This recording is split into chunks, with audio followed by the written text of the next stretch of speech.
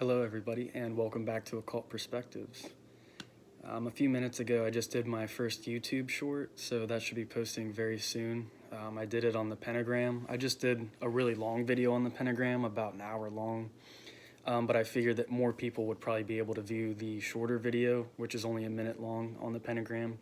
I just kind of jammed a lot of information in there real quickly. In this video I wanted to get started on the secret doctrine, and I do have notes on it, but it's mostly about how the book was written. It's a lot of stuff from the introduction. So today I just wanted to jump over some of the basics on Madame Blavatsky first, kind of a little bit about who she was, and then we'll jump into the Book of Zion. I'll give a brief description about what that is before we jump into that. And we are probably only going to be able to go over the first stanza in that book. And it basically talks about the process of creation.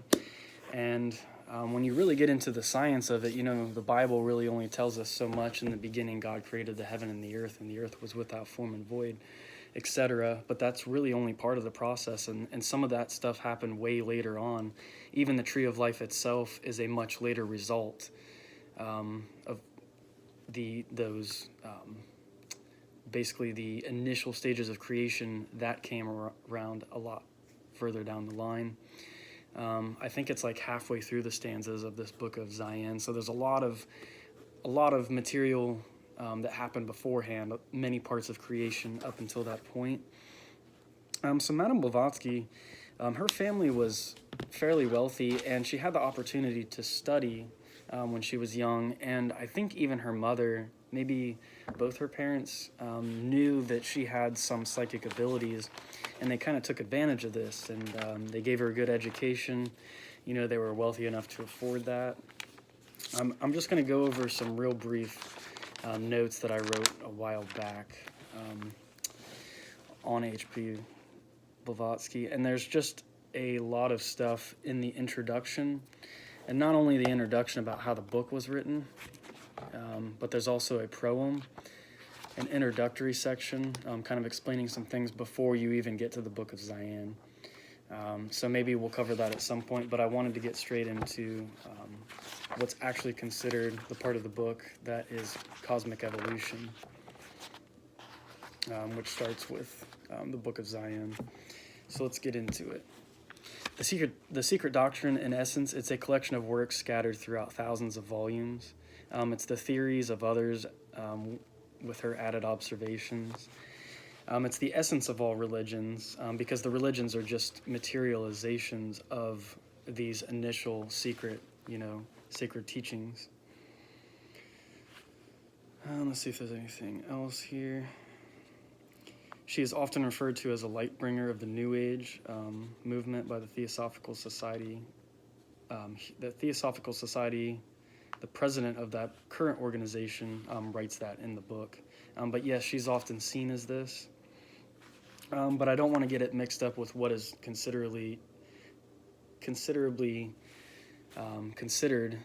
New Age in the new movement. Because New Age... There's a difference between people who consider themselves New Ageists and real occult researchers. Madame Blavatsky, the information she has is just, it's so in-depth, and it's taken from a lot of different resources and stuff, and I would place her on the same level as people like Manly P. Hall and such.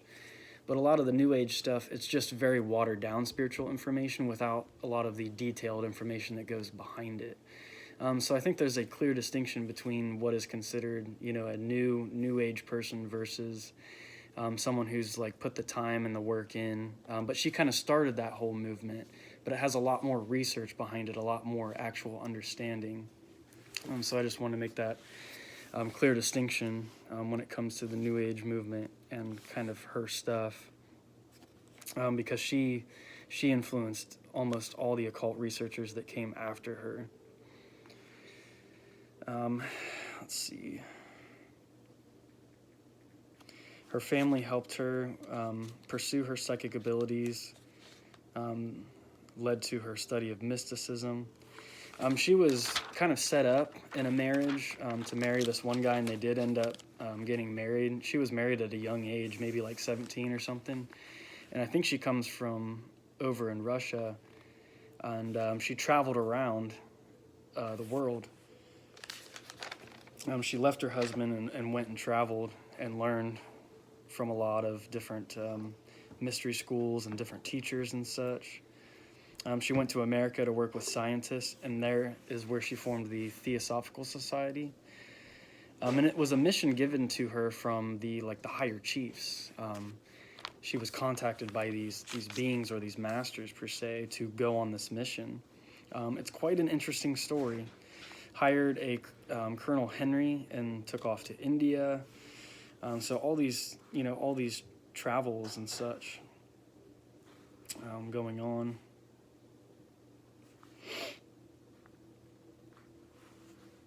Let's see.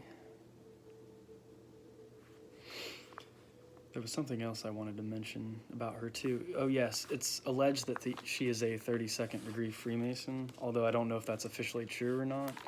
Her level of intellectualism would definitely, deserve some kind of honor. There's different rules about, females being able to join Masonry. I know there are female Masons over in Europe and stuff, but that just depends on the Grand Lodge of each, of each area. They each have their own unique set of rules.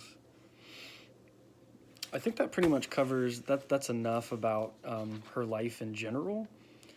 So until I have a little bit more, put together, a little more organized on that end of things, I think that gives a decent introduction about her. In the Book of Zion itself, though, the book, there's only one original copy in existence, she says, and it's hermetically sealed, which is interesting, so it can't be destroyed by fire or by the natural elements. And it's it seems to operate the same way as the Akashic record, kind of as this astral or this light book that you can, kind of tap your consciousness into and such. So it's kind of on that same level. I highly recommend doing much more research on Madame Blavatsky outside of, I'm going to start a video series on the Secret Doctrine. Maybe at some point get into some of her other works too. But the Secret Doctrine, I have 6 of these books, and this is one of the smaller ones. So when you stack the pile up, it's pretty tall. I think I maybe showed the whole collection in one of my other videos, but it's going to take me a lot of time to get through all of these volumes. So we'll just be taking it slow. Starting from the Book of Zion, I think that's a basic introduction to it. It's a hermetically sealed book. It works much like the Akashic records, and there's information in there that's very archaic language that we're about to read, but then we're going to also read the commentaries so that we can understand the context of what these passages mean. So in the beginning, there's more of this primordial darkness as we're about to get into this. Stanza 1 of this Book of Zion. One more thing I wanted to mention about it is that it was dictated by the Sons of Light, which is one of the prototypes of our race. I don't know where exactly in the hierarchy of creation these golden Sons of Light are. They're emblematic, symbolized by the sun as well. And they speak a language that is before even the Sumerian language, which is, I think, Sanskrit is one of the earliest languages, but it goes even way before that. This original language that this Book of Zion was, dictated in. So it's very archaic language. Let's get into it. Stanza 1, the eternal parent, space, which in Kabbalah we would refer to this, I would assume, as the Ein. This is the outermost layer of existence. This is the no thing, which is, in a sense, everything, but we can't really even conceive of what no thing is, so to us it's darkness. It's beyond that which we perceive. It is primordial darkness. The eternal parent, space, wrapped in her ever-invisible robes, had slumbered once again for 7 eternities. And even that seems like kind of an oxymoron, 7 eternities, because you're splitting it up into divisions, because eternity is supposed to represent, all of time. So let's get into this. Let's see what is being said. The parent space is the eternal ever-present cause of all. It is the incomprehensible deity, whose invisible robes, these robes are obviously symbolic, are the mystical root of all matter and of the universe. Space is the one eternal thing. So this stanza, it says the eternal parent, space, this one eternal thing that we can most easily imagine, immovable in its abstraction and uninfluenced by either the presence or absence in it of an objective universe.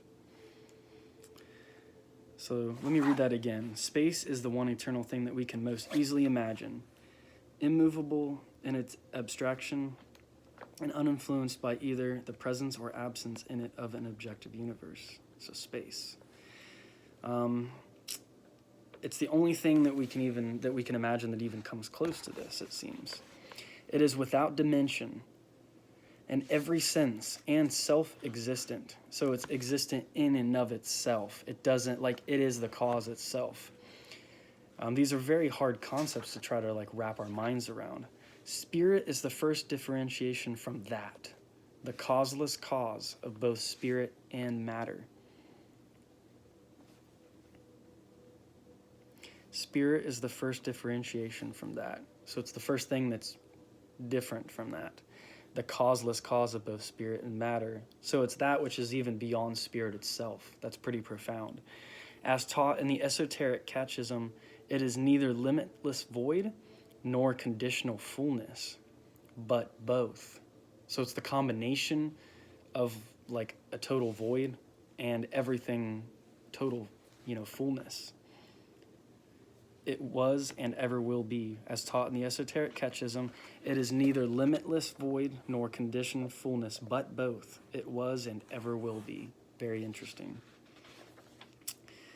So this first, the first line in the stanza, because each stanza is split into a myriad of lines. In the first stanza, the explanation of this is going to go on and on. My time's pretty limited, so I'm going to attempt to get through as much of the first part of stanza 1 as I can, this first line. Thus the robes stand, these invisible robes that we were talking about, stand for the noumenon of undifferentiated cosmic matter. And I was looking up, because that's not a word that I hear very often. Noumenon is different from phenomenon. Phenomenon is like the materialized thing that we see, and from what I understand, noumenon is the force that is behind the inherent phenomenon that we see. So it's like the essence of what it really is. As far as a definition for that, I don't have anything better at the moment. Thus the robes stand for the noumenon of undifferentiated cosmic matter, so the essence of undifferentiated cosmic matter. It hasn't been split up, it hasn't been differentiated yet. It is not matter as we know it, but the spiritual essence of matter, and is co-eternal and even one with space in its abstract sense. That's kind of a lot, it seems like, to wrap our brains around. And I think that about wraps it up. So